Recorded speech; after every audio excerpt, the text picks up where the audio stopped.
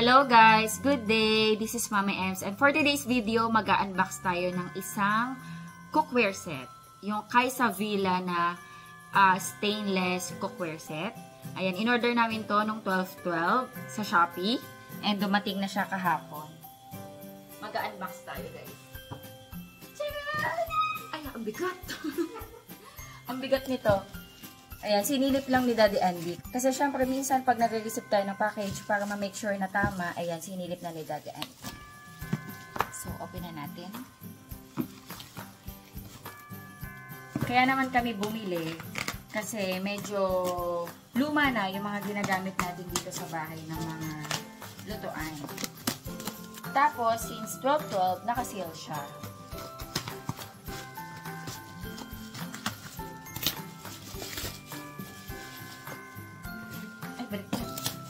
Wala. Dapat ganyan. Ito siya. Kaysa Villa. Itong cookware set na to guys, made siya in Switzerland. According sa box, ayan, bestseller siya. So, okay naman yung pagpack sa kanya, naka-bubble wrap para secured. And, ayan, ganito siya kalaki. Yung box. So, open natin isa-isa. Ano to? 12 pieces na cookware set. 12 pieces kasi may mga takip. So, 6 pieces na mga pots and pan and then yung mga takip nila. So, kaya siya 12 pieces.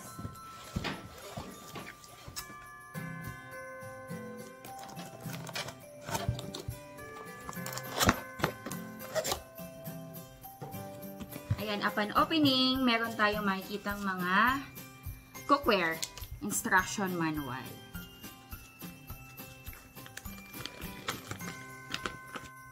Since made siya sa Switzerland, so ina-export siya sa iba-ibang bansa tulad dito sa Pilipinas. So, iba-iba yung language na nandito. Ayan. Pero, walang Tagalog. English. Ayan. Yung English. Maintindihan naman natin. So, meron siyang manual. Ayan. Ito pa. Manual din to. So, open na natin. Nga pala guys, yung pinili ko na color is silver. Kasi iba-iba siya ng color ng takip na mga lid. Meron siyang silver, meron gold, may rose gold yata yun. Pero silver yung inano ko. Kasi naisip ko, baka katagalan, yung rose gold, tsaka yung gold. Iniisip ko lang naman, hindi ko pa sure kung possible siya na mag-fade. Pero inisip ko lang, nakatagalan, baka kasi mag-fade yun. Kasi diba coated siya, so iniisip ko lang. Iniisip ko lang naman. Pero yun nga, to be sure, nag-silver ako para safe tayo.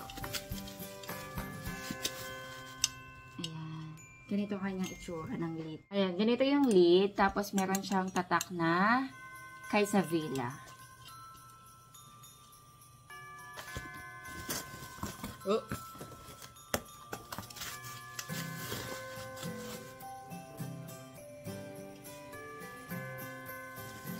Ayan. Ito yung pinakamaliit na pot na nakuha ko. Ayan. Stainless siya guys. Tapos, ano siya, hindi siya yung manipis. Medyo mabigat siya in fairness. Medyo mabigat siya. Tapos yung pinaka-stainless niya is makapal. Ayan. Tapos, sa likod niya, ayan. May nakalagay dito, Kaysa Villa. Designed by Switzerland, best guarantee, limited edition, capsule induction bottom. So, pwede rin siya sa mga induction cooker. High quality stainless steel. Ayan. In fairness, makapal yung pinaka-stainless niya, guys. Tapos yung handle niya, may nakasulat na Kaysa Villa. I-measure ko ha, ito yung bukana. Para meron kayong idea just in case gusto nyo bumili.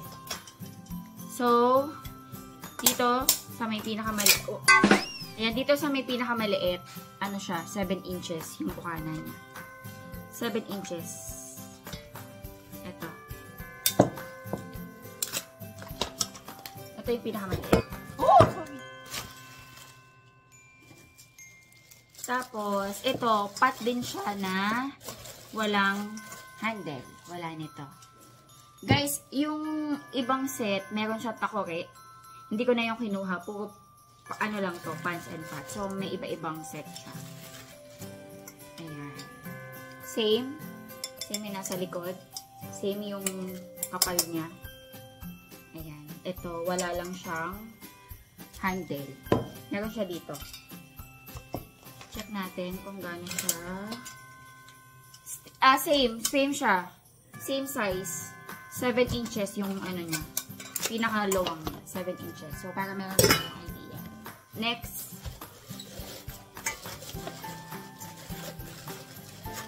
Ayan. Same sa likod. Ito naman nasa almost 8 inches yung ano niya, guys. Luwang. Ayan. Ang gaganda, gabi. Ang kapal ng nablutuan nito. And, yung mga ganitong sizes, guys. Since 3 lang kami dito sa bahay. Swak na swak.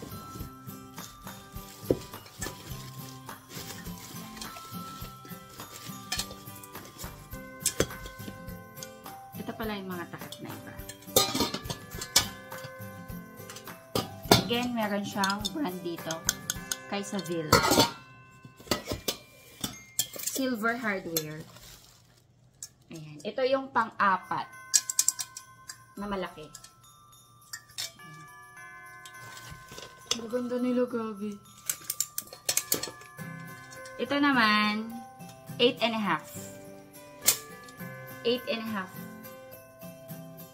inches yung luwang niya. Almost 9. Almost 9 inches. Ito yung takip ng isa. Okay, dito na tayo sa 1, 2, 3, 4, 5. Okay. Dito na tayo, guys, sa pinakamalaki. In fairness, malaki din siya. Malaki-laki din siya. Uy, ang laki nito. Ano? Malaki tapos malalim. Malalim siya. Ang ganda. Ang kapal. Oh, guys, hindi siya yung pag hinawakan mo, hindi siya yung pipitsugin. Alam mo yung may mga nabibili na na mga maninipis na stainless. Na kapag, sinalang mo sa apoy, yung parang lumulukong, yung parang bigla tumutunog. Gano'n. Tapos kapag nalamigan na siya, baba siya. Especially yung mga nandito sa bottom. Ito makapal, guys. Makapal siya. Ayan o. Ganda ng ilalim. Ito yung pinaka maluwang. 10 inches. Ayan, guys. 10 inches. Yung kanyang luwang. Tapos, yung lalim niya nasa almost 6. Nasa 6 inches. Yung lalim niya.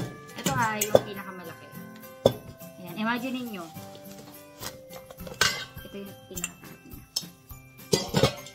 Ang ganda, guys. And then, last, yung pan. Wait, ito yung takip. Yung isa.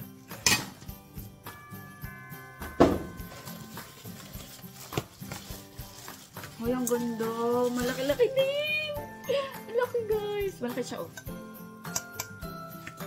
Ang ganda. Marble to. Marble coating. The same yung ilalim. Ang bigat. Hindi naman siya yung mabigat, pero mararamdaman mo na quality talaga siya. So, yung luwag niya, 10 din. 10 inches.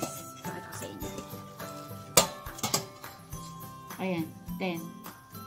10 inches yung kanyang lapad. Saka luwang.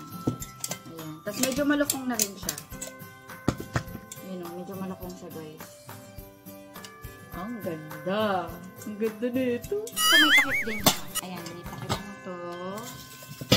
Ito may takip na rin. Oops.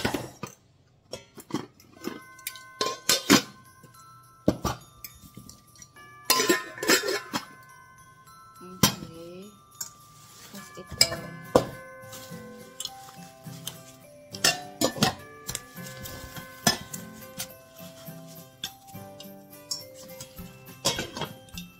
So, kompleto naman siya, guys. So, 6 pieces siya. 6 na takip. 5 kasirola. 1 pan. Ayan. Kaya siya 12 pieces. So, nabili ko siya guys ng 2,400 plus. Naka-sale siya. Dati siyang 4,700. And nabili ko siya sa mismong store ng Kaysa Villa sa Shopee. Ilalagay ko na lang sa description box yung link kung saan natin siya nabili sa Shopee. And chinek ko ngayon, naka-sale pa rin siya. Feeling ko madalas din sila nagsisale. So, kung interested kayo na bilhin, ako na nagsasabi, makakapal sila, maganda yung quality nila, makakapal. Hindi siya yung manipis na stainless. Kung interested kayo bumili guys, check nyo na lang sa link, nalalagay ko sa description box. I'm so happy. Kasi guys, kaya ako bumili nito. Yung mga pans and pots ko, medyo luma na. Kasi gamit ko din sila. Yung mga brand ng mga ginagamit ko, meron naman ako mga stainless. Tapos meron din ako mga ecoramic. Tsaka Happy Call. Ayan. Talagang gamit ko sila. Magagandang klase din sila guys. Kaso, minsan kasi, lalo na yung asawa ko, kapag nagluluto siya, mga non-stick din yun. Kaso katagalan din.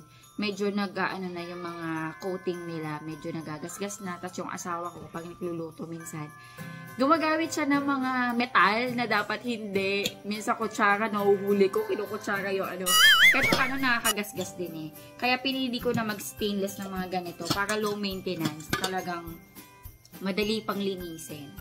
And again, pinili ko yung silver. Pero, magaganda yung gold, tsaka yung rose gold ba? Not sure kung may rose gold hindi ko pa na-double check. Pero may nakita kasi akong gold. Gold yung coating. Siya, ang ganda niya, napaka-elegante tignan. Hindi ko na lang yun pinili kasi natatakot ako na baka mag-fade katagalan. So, dito ako sa safe, silver. Silver yung aking pinili. So, ayun guys, hopefully nag-enjoy kayo sa ating unboxing ng Kaysa Villa cookware set, stainless cookware set. And kung interested kayo, again, nasa description box yung link. Thank you so much sa panonood. Bye-bye!